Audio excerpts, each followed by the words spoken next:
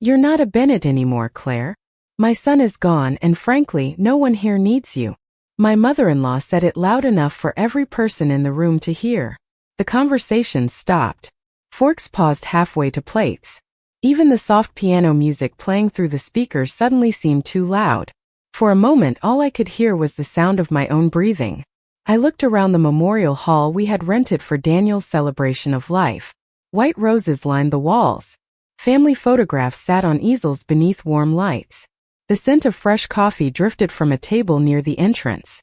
Just 3 weeks earlier, I had stood beside my husband's hospital bed and held his hand as he whispered that he loved me. We had been married for 39 years. 39 years of birthdays, Christmas mornings, road trips across Ohio, and quiet Sunday breakfasts. 39 years of building a life together. And now I was standing in a room full of relatives while his mother acted as if I had never belonged there at all. Margaret Bennett sat perfectly straight in her chair. At 72, she still carried herself like the president of a company. Her silver hair was neatly styled. Her navy dress looked expensive. Her expression never changed. She didn't appear angry. That would have been easier to understand. Instead, she looked calm, certain, as though she was simply announcing a fact everyone should already know. Several relatives glanced away. A few stared at the floor. Nobody challenged her. Nobody told her she was wrong. My son Ethan stood near the back of the room talking with a cousin. He hadn't heard what she said. Or maybe he had. I couldn't tell anymore. Grief had changed all of us in ways I was still trying to understand. Margaret folded her hands in her lap and continued. "Daniel was the last real connection you had to this family." Her voice remained smooth and measured. "Now that he's gone, it's time to start thinking about your future somewhere else." Somewhere else. Such simple words. Yet they landed with more weight than I expected. For years, I had tolerated Margaret's criticism. She never believed I was good enough for her son.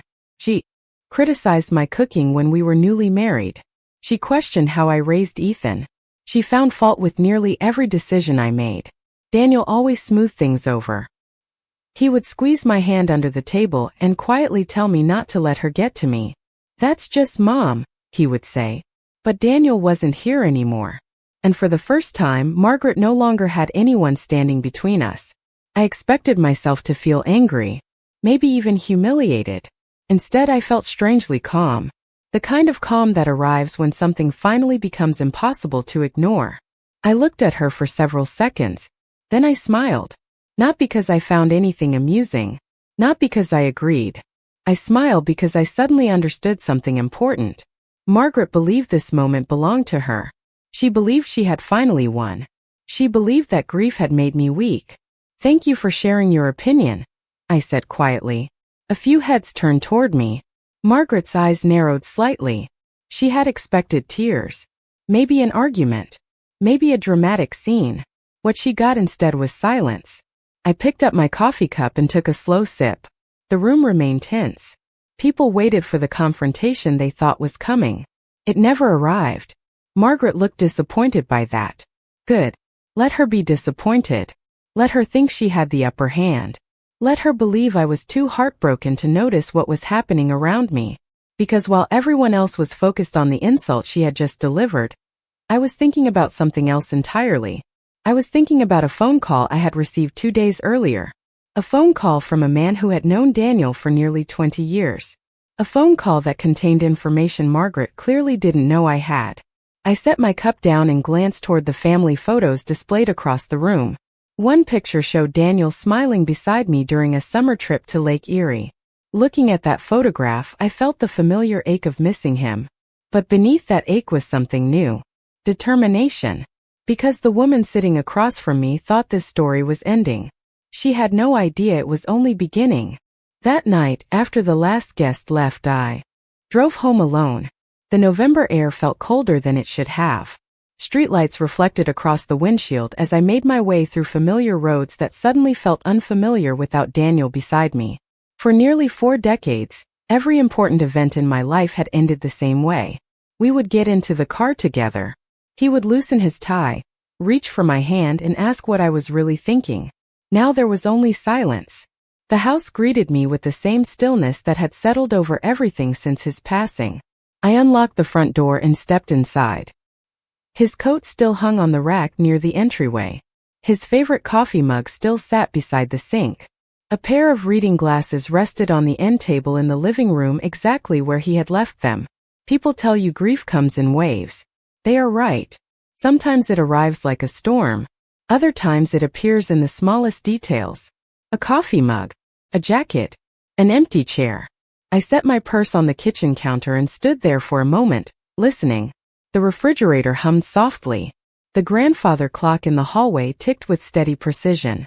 Everything else was quiet. 3 weeks earlier, this house had been full of visitors bringing casseroles, flowers, and sympathy cards. Family members moved through every room. Phones rang constantly. Conversations filled the air. Then, almost overnight, everyone disappeared. The calls became less frequent. The visits stopped. The sympathy slowly faded. Life continued for everyone else. I was the only one still standing in the middle of it. I made myself a cup of tea and carried it into the family room. Daniel and I had spent countless evenings there. We watched baseball games, old movies, and local news broadcasts. Sometimes we talked for hours. Sometimes we simply sat together in comfortable silence. I lowered myself into my favorite chair and stared at the framed photographs above the fireplace. There was Ethan at age 8 holding his first fishing rod. There was our family trip to Florida when he graduated high school. There was our 30th wedding anniversary. All 4 of us smiling beneath strings of white lights in a restaurant overlooking the river. Looking back now, I noticed something strange. Margaret always managed to position herself at the center of every photograph. At every gathering. At every holiday. It seemed insignificant at the time. Now it felt different. My thoughts drifted back to the phone call I had mentioned earlier. 2 days before the memorial service, a man named Thomas Reynolds had contacted me. Thomas had been Daniel's attorney for nearly 20 years. He was not only our lawyer. He had become a trusted family friend. His voice had sounded unusually serious on the phone. He asked if we could meet privately. When I questioned why, he simply said there were several matters regarding Daniel's estate that deserved immediate attention. At the time, I assumed it was routine paperwork. Legal documents. Property records. Financial accounts. The sort of things every widow eventually faces. But something in his tone stayed with me. Even now. Especially now. I carried my empty teacup into the kitchen and noticed an envelope sitting on the counter. It had arrived in the mail earlier that afternoon. The return address belonged to a financial services office downtown. I picked it up and examined it carefully. Daniel had always handled most of our investments. Not because I could not, but because he genuinely enjoyed it. He followed market reports the way other people followed sports scores. During our marriage, he made sure I understood our finances. Still, there were details only he tracked personally. I turned the envelope over in my hands without opening it. Something felt different lately. Small things. Tiny inconsistencies. Documents arriving unexpectedly. Family members speaking in cautious tones. Conversations that stopped when I entered a room. Maybe grief was making me suspicious. Or maybe grief was finally forcing me to pay attention. I walked upstairs and paused outside our bedroom. The door remained half open. The room beyond looked exactly as it had the morning Daniel left for the hospital. I stepped inside and sat on the edge of the bed. On his nightstand sat a framed photograph from our wedding day. I touched the corner of the frame and smiled. Daniel always said that. People reveal who they really are when they think nobody can stop them.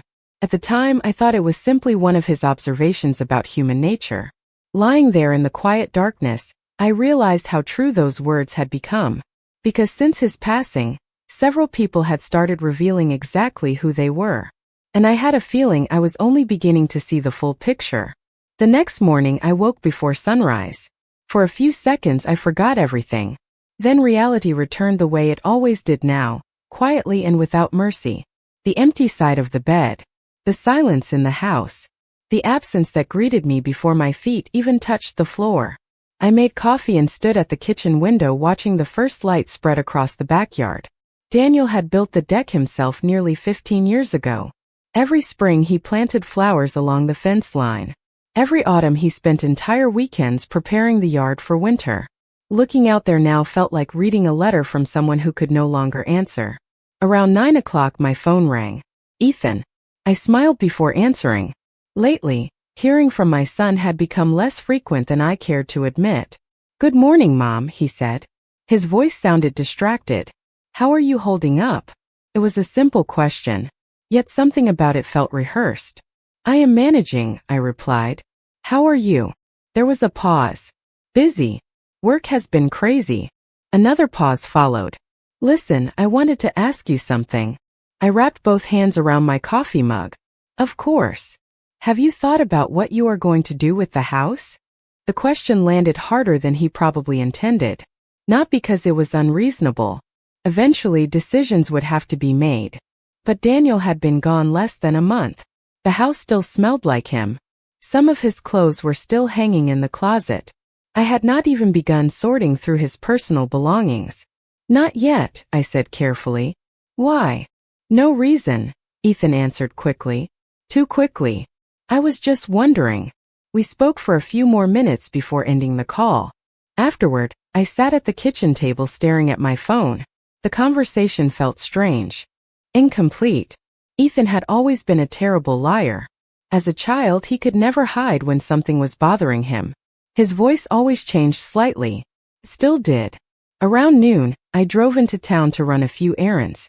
At the grocery store, I ran into an old friend named Susan Miller. We had known each other for nearly 20 years. After offering condolences, she hesitated before speaking again. Claire, I hope you do not mind me asking something. Not at all. She shifted uncomfortably. Have you and Ethan been having problems? I blinked. No. Why? Susan looked embarrassed. I probably should not say anything. My stomach tightened. Susan. She sighed. I was having lunch with friends last week. Margaret was there with Ethan. They were talking about real estate. Real estate. The phrase immediately caught my attention. What kind of real estate? I asked. Susan shook her head. I only overheard part of the conversation, but it sounded like they were discussing market values and timing. One of them mentioned your neighborhood. She paused. I assumed you already knew. I forced a smile and thanked her for telling me. The rest of my errands passed in a blur. By the time I returned home, a feeling I could not ignore had settled over me. For years, I trusted that family discussions would include me, especially discussions involving my own home. Lately, that assumption no longer felt safe. Later that afternoon, I began sorting through paperwork in Daniel's home office. The room remained exactly as he left it. His desk was organized with military precision. File folders were labeled neatly. Pens sat perfectly aligned inside a wooden holder. I smiled sadly at the sight. Daniel believed everything important should have its place. Several hours passed as I reviewed tax records, insurance documents, and investment statements. Nothing appeared unusual. Then I opened the bottom drawer of his filing cabinet. Inside sat a slim blue folder. Unlike the others, it carried no label. Curious, I opened it. The contents were surprisingly thin. Just a few pages. Most were routine legal forms. But one document immediately caught my attention. It contained notes written in Daniel's handwriting. Dates. Names. Brief observations. I recognized several entries. Family gatherings. Financial meetings. Conversations. My eyes moved slowly down the page. Then I saw Margaret's name. More than once. Beside one entry, Daniel had written a sentence that made me sit perfectly still. If anything happens to me, Thomas will explain everything to Claire. I read the line again. Then a third time. Suddenly, Thomas Reynolds's phone call felt far more significant than I originally believed. And for the first time, I began to wonder whether Daniel had seen trouble coming long before I did. I did not sleep much that night. The blue folder remained on my bedside table, and every time I closed my eyes, I found myself thinking about that single sentence in Daniel's handwriting. If anything happens to me, Thomas will explain everything to Claire. Daniel was not a dramatic man. He did not leave mysterious notes or play games. Every word he wrote had a purpose. By morning I had made up my mind.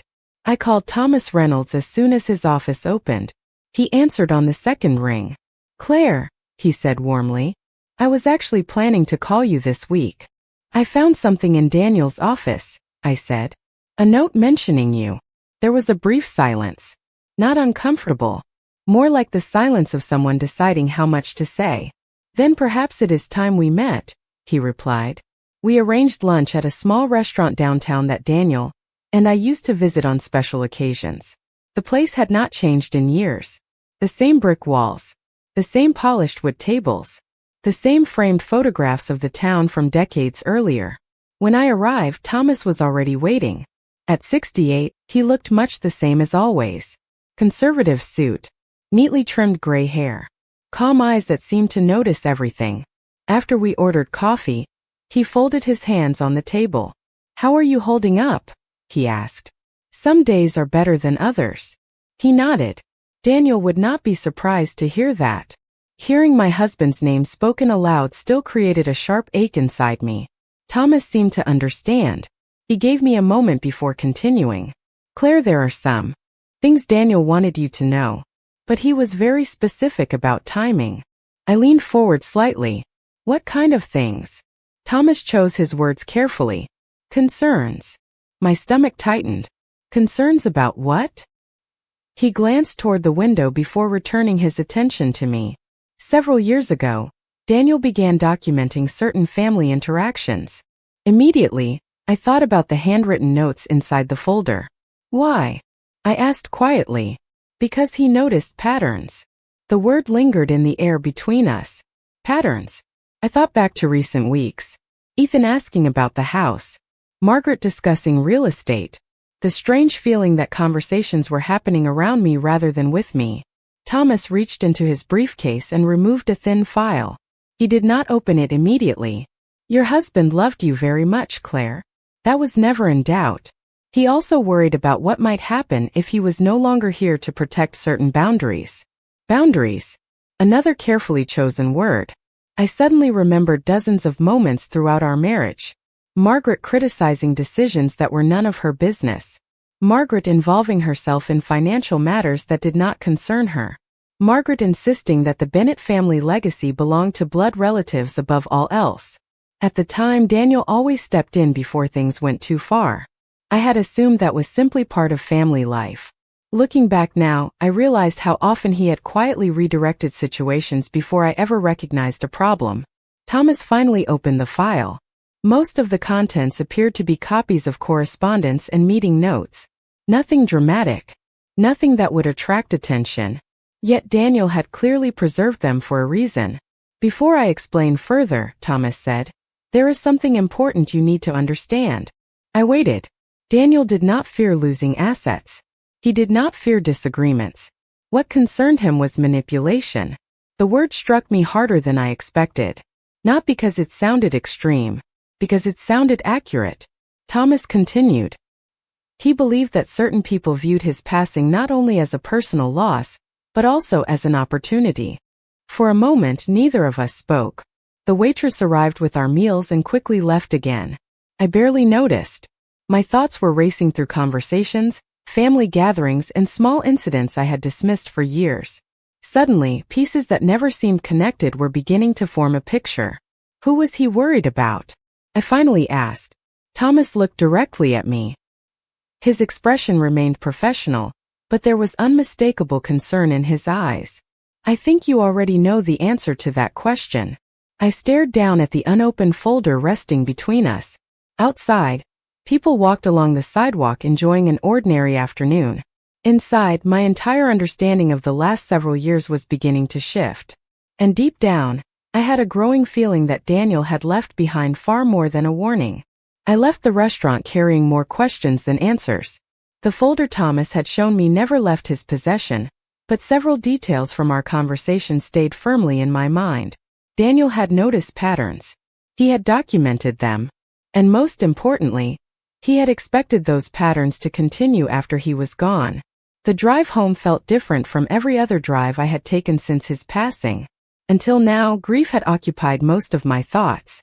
Suddenly, something else was competing for space. Awareness. For the first time, I stopped viewing recent events as isolated incidents. Instead, I began seeing them as connected pieces of a much larger picture. When I pulled into the driveway, I noticed a familiar vehicle parked across the street. Margaret sedan. She was not at my house, but the sight of her car immediately caught my attention. I sat in my own vehicle for a moment watching. A few minutes later, Ethan emerged from a neighbor's yard carrying a folder under his arm. He walked directly to Margaret's car and climbed into the passenger seat. Together they drove away. I stared after them until they disappeared around the corner. Maybe there was an innocent explanation. Families met all the time. Mothers spoke with sons. None of that was unusual. Yet something about the secrecy bothered me. Neither of them had mentioned meeting. Neither had called. More importantly, both had recently shown unusual interest in matters involving my future. That evening, I decided to review everything Daniel had left behind. Not because I expected to uncover a dramatic secret. I simply wanted clarity. I carried several boxes from his office into the dining room and began sorting through documents one folder at a time. Insurance records, property tax statements, investment summaries. Most were exactly what I expected. Around 7 o'clock, I found a notebook tucked inside a larger file box. The cover was plain black leather. When I opened it, I immediately recognized Daniel's handwriting. The entries were not daily journal notes. Instead, they resembled observations, brief records of conversations and events, dates, locations, names. I turned pages slowly. Several entries mentioned family gatherings. Others referenced financial discussions. Then I found a page that made me stop. 3 years earlier, Daniel had recorded details from a conversation involving Margaret and Ethan. The note itself was short, yet one sentence stood out. Mom believes the house should stay with the Bennett bloodline no matter what. I read it twice, then again. Another page contained a similar observation from the following year. Mom continues raising concerns about future ownership. Claire remains unaware. The room suddenly felt very quiet. I sat back in my chair and stared at the notebook. Ownership. Future ownership. Bennett bloodline. The language repeated itself again and again. Not aggressively, not openly, but consistently. For decades, I had viewed Margaret's comments as harmless stubbornness. The opinions of an overprotective mother. Looking back now, I realized she had never fully accepted that the life Daniel and I built belonged equally to both of us. In her mind, I was always adjacent to the family rather than part of it. Around 8:30, my phone vibrated. A text message from Ethan appeared on the screen. "Hope you are doing okay, Mom. We should get lunch sometime this week." I stared at the message longer than necessary. On the surface, it was perfectly normal. Caring even. Yet after everything I had learned, I found myself paying attention to what was missing. No mention of where he had been that afternoon. No mention of Margaret. No mention of the house. Just a carefully neutral message. I replied warmly and suggested Friday. A few seconds later, he agreed. After setting down my phone, I returned to the notebook. Near the back, I discovered one final entry written only 6 months before Daniel became ill. The handwriting appeared slightly heavier than usual, as though he wanted to emphasize every word. If circumstances ever change, Claire must trust facts over emotions. Everything important has already been arranged. I felt a chill run through me despite the warmth of the room. Everything important has already been arranged. Daniel had never been careless with words. If he wrote that sentence, he meant it. I closed the notebook and looked toward the darkened hallway leading to his office. For the first time since his passing, I felt something stronger than grief. I felt curiosity. Because somewhere within the documents, conversations, and warnings Daniel left behind, there was a truth I had not yet uncovered. And judging by the behavior of certain people around me, that truth was making someone very nervous. Friday arrived gray and cold. Low clouds covered the sky, and a steady wind pushed dried leaves across the parking lot outside the restaurant where Ethan and I agreed to meet. I arrived 10 minutes early. Old habits. Daniel used to joke that I would probably arrive early to my own surprise party. The waitress seated me near a window, and I spent the next few minutes watching traffic pass by while replaying the discoveries of the past week. The notebook, the conversations, the warnings. Most of all, The growing realization that Daniel had been quietly protecting me from problems I never fully understood. When Ethan walked in, he looked tired. Not physically exhausted. Distracted. His smile seemed genuine, but there was tension behind it. We hugged, ordered lunch, and spent the first 20 minutes discussing safe topics. Work. The weather. Minor home repairs. Neither of us mentioned Daniel directly, though his absence sat between us the entire time. Eventually Ethan set down his fork and looked at me carefully. "Mom, have you thought any more about the future?" There it was again. The future. Such an innocent word. Yet lately it appeared in almost every conversation. "What part of the future?" I asked. He shifted slightly in his chair. "The house. Maintenance. Property taxes. Things like that." I took a sip of iced tea before answering. "The house is fine. For now," he replied. "But it is a lot for one person."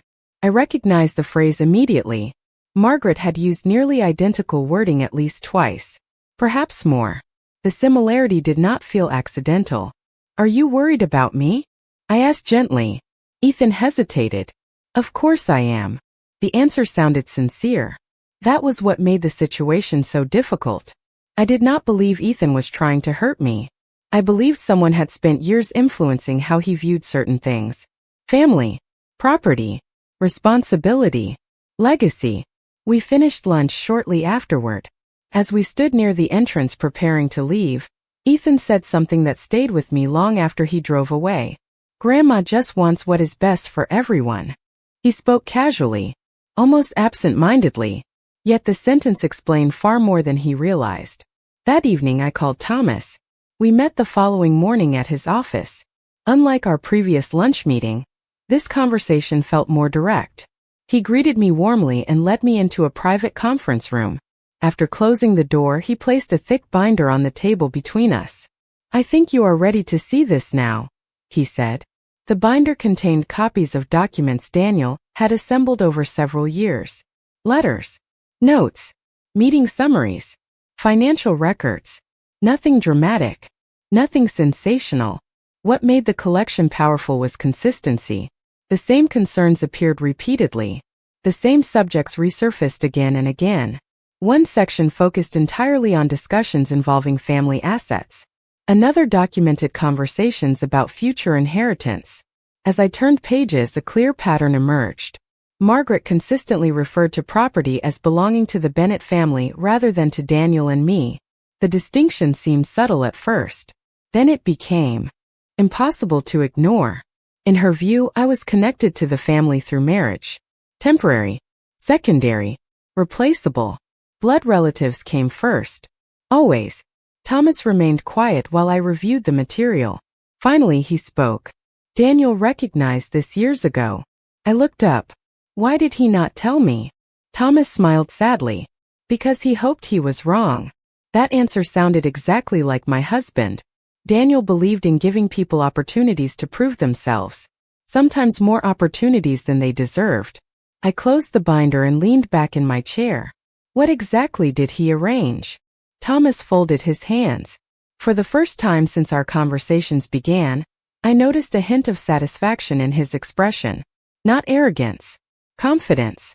The confidence of someone who knew a puzzle was about to make sense. "That," he said, "is the part very few people know about." He opened a drawer beside the conference table and removed a sealed envelope bearing Daniel's signature across the flap. My heart immediately began beating faster. The envelope looked ordinary. Plain white paper. No markings beyond my name written in Daniel's unmistakable handwriting. Yet somehow I knew this was what everything had been leading toward. Thomas slid it across the table. "Your husband instructed me to give you this only if certain events occurred after his passing." I stared at the envelope without touching it. Suddenly, Margaret's behavior at the memorial service made sense. Ethan's questions made sense. The notebook made sense. Daniel had seen the storm long before anyone else.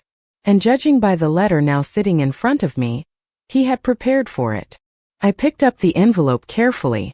For a moment, I simply stared at my name written in Daniel's handwriting. Seeing those familiar letters felt like hearing his voice from another room.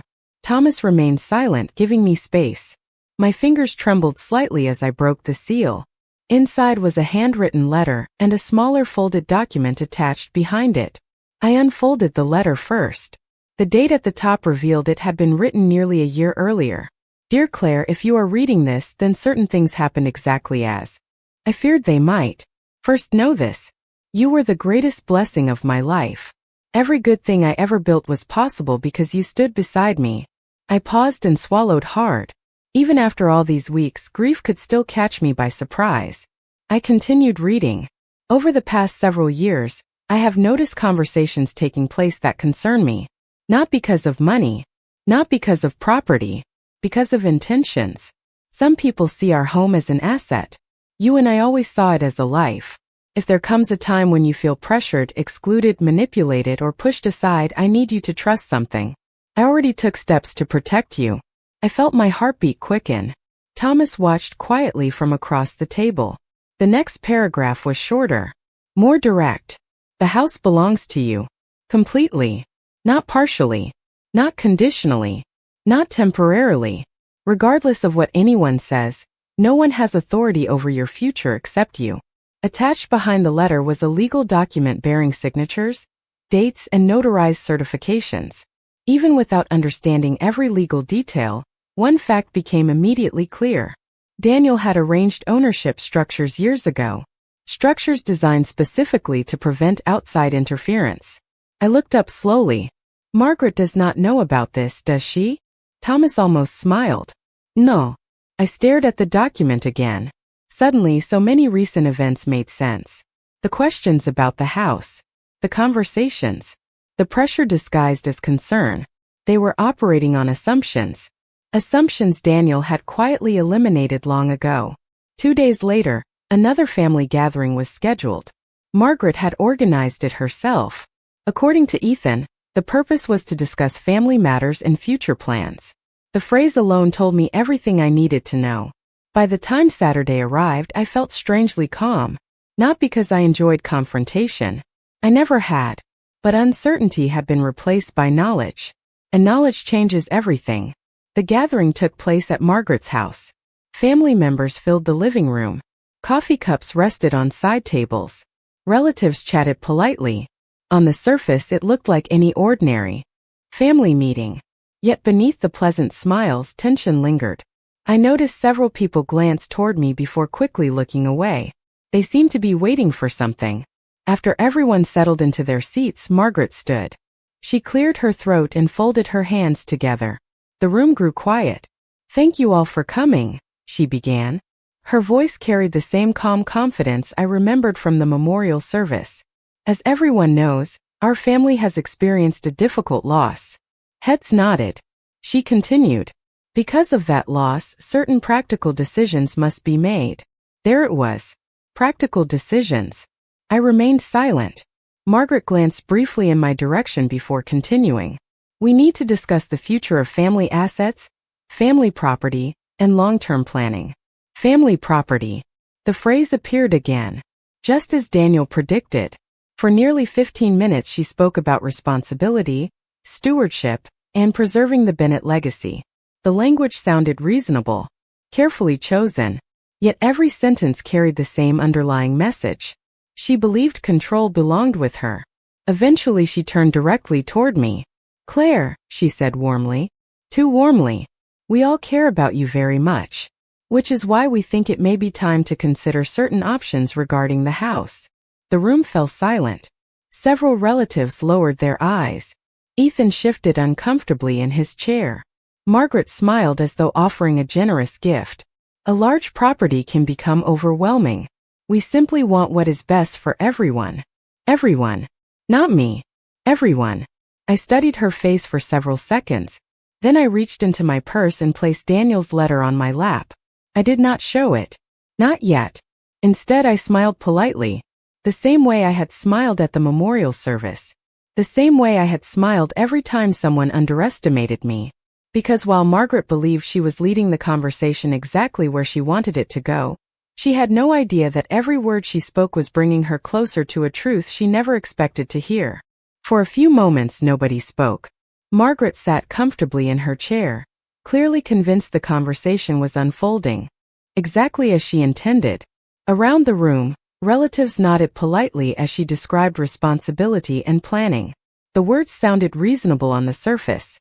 That was what made them effective. She was not demanding control. She was presenting herself as the person most qualified to provide it.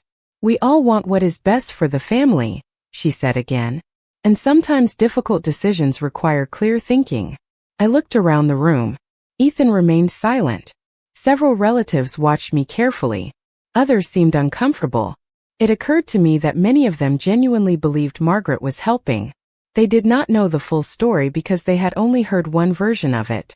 Margaret folded her hands and smiled. "Nobody is trying to pressure you, Claire. We are simply discussing options." Options. The word lingered in the air. Slowly, I reached into my purse and removed the folded letter. The movement was small, but it immediately caught Margaret's attention. Her eyes narrowed slightly. "Actually," I said softly, "Daniel and I already discussed our options." The room became still. Margaret's smile weakened almost imperceptibly. "I am not sure I understand," she replied. I carefully unfolded the letter and rested it on my lap. Before he passed away, Daniel made several decisions regarding our future. Ethan looked toward me with growing curiosity. Margaret's expression remained calm, but I noticed something new. Caution. For the first time since the meeting began, she seemed unsure of where the conversation was heading. "What kind of decisions?" she asked. I glanced briefly toward Ethan. "The kind that protect the people he loved." No one interrupted. The silence itself felt significant. I continued. "Over the past few weeks, several people have expressed concern about my ability to manage the house. Others have suggested alternative arrangements."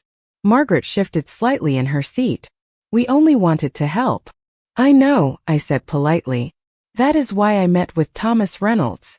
The moment I mentioned Thomas's name, I saw something flicker across her face. It disappeared quickly, but I caught it. Surprise. Ethan looked confused.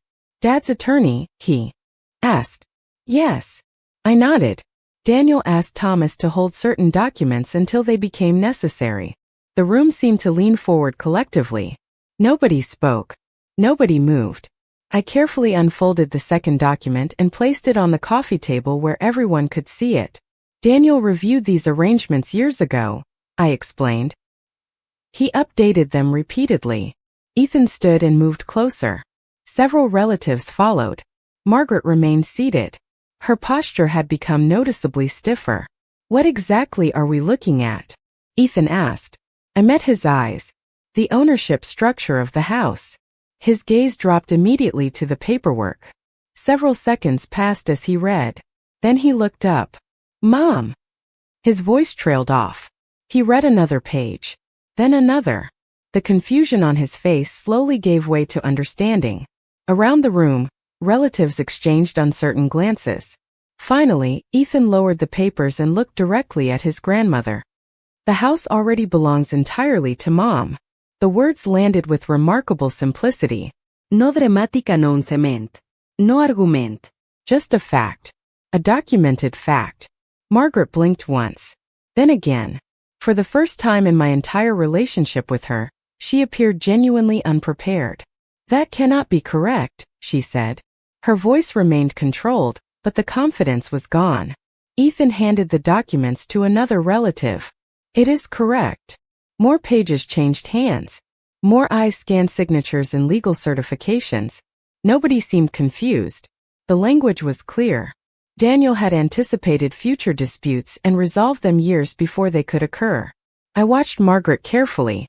She looked less angry than stunned. It was as if she had spent years building a map only to discover she had been following the wrong directions all along. "There must be additional considerations," she said finally. "There are," I replied calmly. Every eye returned to me. I lifted Daniel's letter and opened it to a specific paragraph. Then I read his words aloud. Not all of them. Just enough. The section where he described the house as a life rather than an asset. The section where he explained that no one possessed authority over my future. Except me. When I finished reading, silence filled the room once again. But this silence felt different. It no longer belonged to Margaret. It belonged to Daniel. Even in his absence, his voice had reached every corner of that room.